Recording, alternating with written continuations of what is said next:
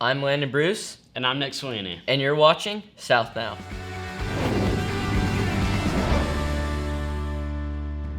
Today we have a great recap of a few recent events here at Prescott. First off, we have Allie Gillies taking a look at a special service offered by our counselors. Then we will have McCrary recapping a few events here at Prescott.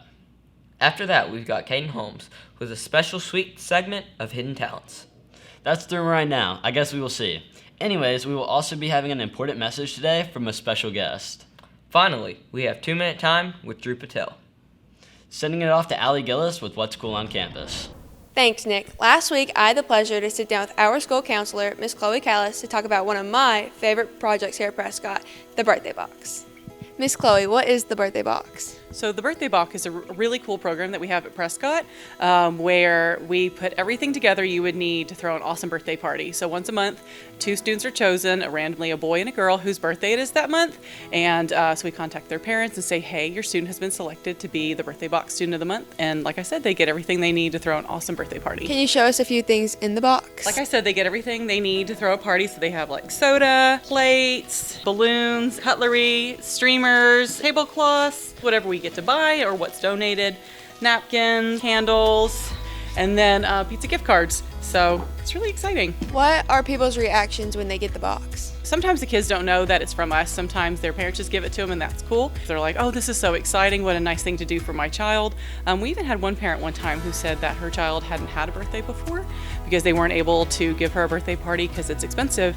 And so they were really excited because this was the first time they were going to be able to have a birthday party for their daughter. Sometimes it's really exciting and sometimes it's really emotional. Where do the supplies come from for the birthday box? So we have partnered with Life Church, and so initially we were donated $1,000 to Lillian Upchurch. She's who founded the birthday box with me, so she had this idea that birthdays are really special things, and it'd be neat if we had this program through the school to really recognize and celebrate students on their birthday. Now we're still partnered with a couple who provides the presents, and we rely a lot on our school and parents to donate the items we need. A lot of the donations we get are from our Prescott families. What is the process if someone does want to donate to the box?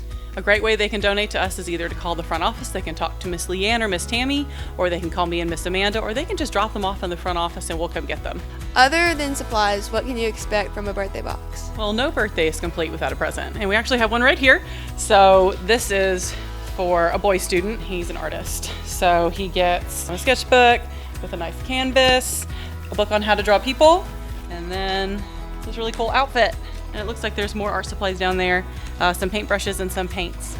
And so it's really neat to be able to get things that are specific to their interests. Thank you, Miss Chloe, for sitting down with us today and talking about the birthday box. Oh, you're so welcome. Thank you for highlighting one of my favorite programs. It's really special to my heart, and I'm glad to share it with other people. It's amazing to see how something as little as a box of supplies can mean so much to someone. Now back to Landon and Nick in the studio. So heartwarming. Thank you for that message, Allie. Really was, and a special thanks to Miss Chloe Callis for that interview. Sending it over to McCrary for your sports update. Thanks, Nick. If you haven't heard, spring is here. And with it comes the spring sports lineup. The soccer season is kicking off, as well as America's favorite pastimes, baseball and softball. I talked with baseball head coach Chris Comer to find out what to expect for this year's team. So far this year, it's been a little slow start. You know, we got rained out with Averitt Trace, had to make up a game with Smith County. But we went down to Upperman, had a great comeback. Then came back home, played Upperman, fell a little short.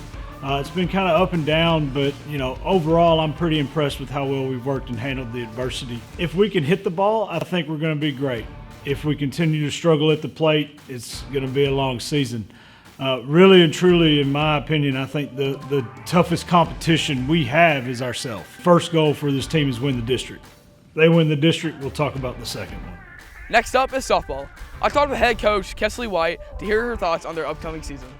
We have a really good group of girls this year. I'm thinking that it's going to be a good season. All the teams in the county are pretty level, so I think we have a pretty good shot in the conference, and I think we have a good shot to go on to sub-state. With any team, I think it's one of the primary goals is to win, but as a middle school group, just growing their skills and learning the game more and just becoming a really good team and working together. Last but not least, we have soccer. We caught up with Wes Parker to get his outlook on this year's squad. We set our expectations high. We're pretty balanced across the board. We've got a lot of players that have played before, a lot of returning players from last year. No real superstars that we have to lean on. Everybody contributes when they're on the field, and I like having a solid base across the board with our team. Certainly we could score some more goals. We got off to a slow start on that end. I feel like we're a little bit better defensively, but we're going to be working on how we can attack better and get the ball in the back of the net to put a few more points on the board. Thanks, Will. Can't wait to see what the future holds for the baseball and softball teams. Yeah, me neither. The soccer team's also looking sharp. But for now, let's send it to Cayden Holmes on Hidden Talents. Hi, I'm Cayden Holmes with Hidden Talents. Today I'm here with Miss Cecilia Jenkins, a STEM teacher here at Prescott. So, Miss Jenkins, what's your hidden talent? Cooking, baking. This is a very unique hobby. How did you get into it in the first place? Basically necessity, but my grandmother is the reason that I started. I wanted to be more like her in the kitchen. So when you first started cooking, did you have a certain person who inspired you, or are you self-taught? Both. My grandmother is the reason that I wanted to start cooking. She passed away when my oldest daughter was born, and I knew that she wasn't going to get to have Sunday dinners, so I wanted to replicate as much as possible. But she didn't have any recipes, so I had to figure out her recipes by trial and error, a whole lot of error. So do you have a specialty, or do you have a variety of things you cook? It's a variety. I prefer to cook the more traditional dishes, the full meals, but with my daughters, I've gotten into a lot of the desserts and decorating. What's your most popular dish? Probably the mashed potatoes. That's one everyone makes sure I bring to each occasion. Do you wish to make this a business, or do you just cook for pleasure? I think it would be really cool to have it as a business. When you cook, do you follow a certain recipe, or do you do it on your own? Both. I always start following a recipe and then try to figure out what I like and dislike, and then I start playing around with the recipe and adding or subtracting ingredients. I see you've brought some things with you. Would you like to tell us what these are? This is a chocolate chip cookie cake. It says Happy Easter with the little duck. This is our sugar cookie cake with the Easter flowers. Then we have 3 chocolate cakes with the grass and the eggs, like an Easter egg hunt. This is a variety of the cupcakes with different decorations to have the Easter theme. And here are some that my 3-year-old helped me with. We did the cookie cutters and decorated them, and these are some cherry pies that she helped to measure out. Miss Jenkins, thank you for coming out and letting me interview you about your cool talent. This is Cayden Holmes on Hidden Talent, signing off for now. Back to Landon and Nick in the studio. Wow, those treats sure did look delicious. That's for sure. Up next, we have a special message from the Tennessee Department of Health. Hey Prescott, my name is Liz Johnson, and I'm the Director of the Tobacco Use Prevention and Control Program with the Tennessee Department of Health. Today I'm here to talk to you about vaping and the dangers of vaping. And most of you probably already know that vaping is bad for you. You've heard it over the last few years that vaping is dangerous. It's not safe. It's not harmless water vapor at all. In those vape devices is something called aerosol.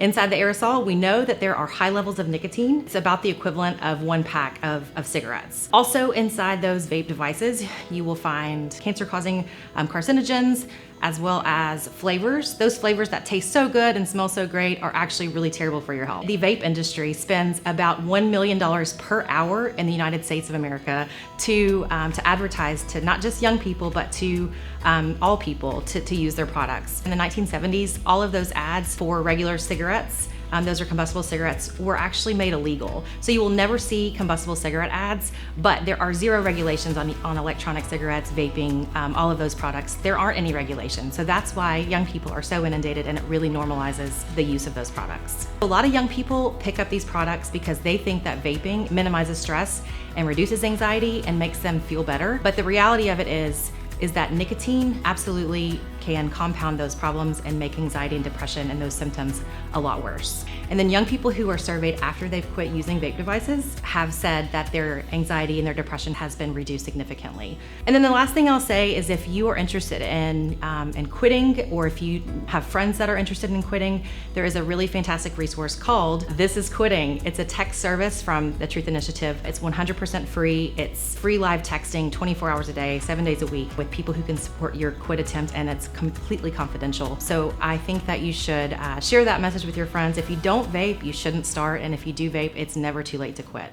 Special thanks from Liz Johnson from the Tennessee Department of Health. Now sending it to fan favorite Dhruv Patel with 2-minute time. Thanks, Nick. I'm Cara Gilbert, and in this edition of 2-Minute Time, we're playing a game called Shake It Off. Here are the rules. Players will have a helmet with a box on top of their head with 15 ping pong balls inside of the box.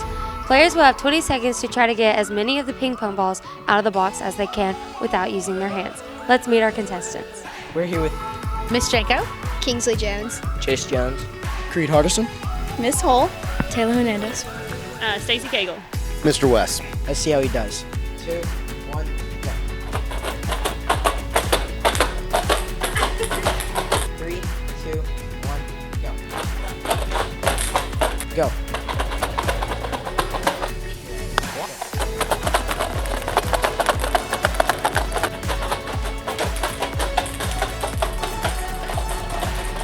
2, 1, go.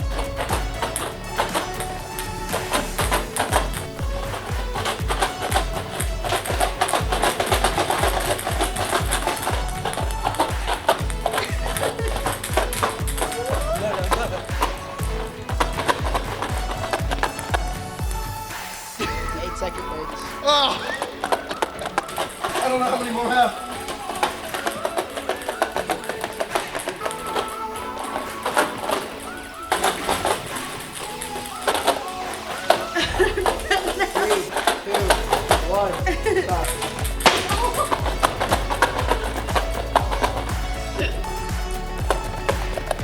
No more. Stop.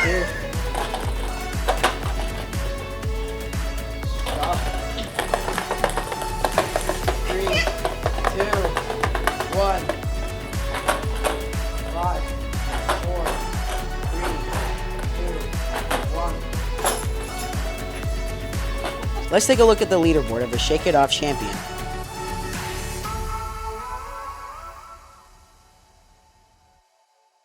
Congratulations and thanks for competing. Back to you, Nick. That was great, Dhruv, although my neck is pretty sore just from watching it.